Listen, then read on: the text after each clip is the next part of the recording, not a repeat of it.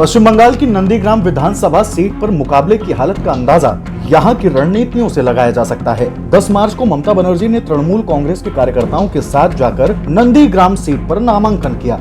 उसी रोज शाम के वक्त ममता बनर्जी का काफिला निकल रहा था। ममता बनर्जी चोटिल हो गयी। पब्लिक बहुत थे, पब्लिक का बात नहीं है। 4-5 जान के लिया साजिश है किसी की? लोकल पुलिस कोई नहीं था।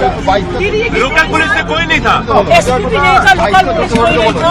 हाँ एकदम पूरा दिन। नवभारत टाइम्स ऑनलाइन ने सवाल उठाया कि मुख्यमंत्री ममता बनर्जी ही जब सुरक्षित नहीं है तो राज्य के हालात क्या हैं? मतलब यह कि ममता बनर्जी के साथ रहने वाली सुरक्षा व्यवस्था में इतनी बड़ी चूक कैसे हुई? कुछ सवाल खड़े होते हैं। ममता बनर्जी ने हमला करने का आरोप लगाया था, अब बैकफुट पर क्यों आ रही है सरकार? सुरक्षा व्यवस्था में हुई इतनी बड़ी चूक के बावजूद क्यों सुरक्षा इंचार्ज पर कार्रवाई नहीं हुई? इस बीच ममता बनर्जी समेत उनके भतीजे अभिषेक बनर्जी ने भारतीय जनता पार्टी को निशाने पर लेना शुरू कर दिया। वहीं बीजेपी और कांग्रेस इस पूरे मामले को ड्रामा बताती रही।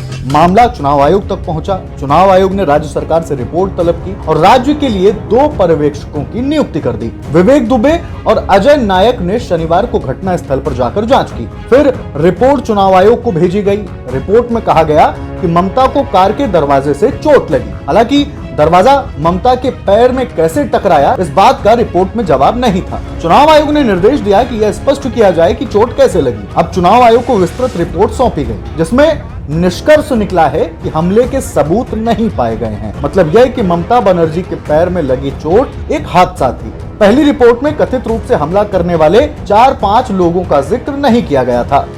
चश्मदीदों के बयान के बाद रिपोर्ट से वो 4-5 लोग गायब हो चुके हैं। पश्चिम बंगाल के मुख्य सचिव ने सीएम ममता बनर्जी के चोटिल होने के संबंध में चुनाव आयोग को शुक्रवार को एक रिपोर्ट सौंपी है। इसमें उन 4-5 लोगों के हमले का जिक्र नहीं किया गया। राज्य निर्वाचन आयोग के अधिकारी ने इस बात की जानकारी दी। घटना के पीछे भारी भीड़ का हवाला दिया गया।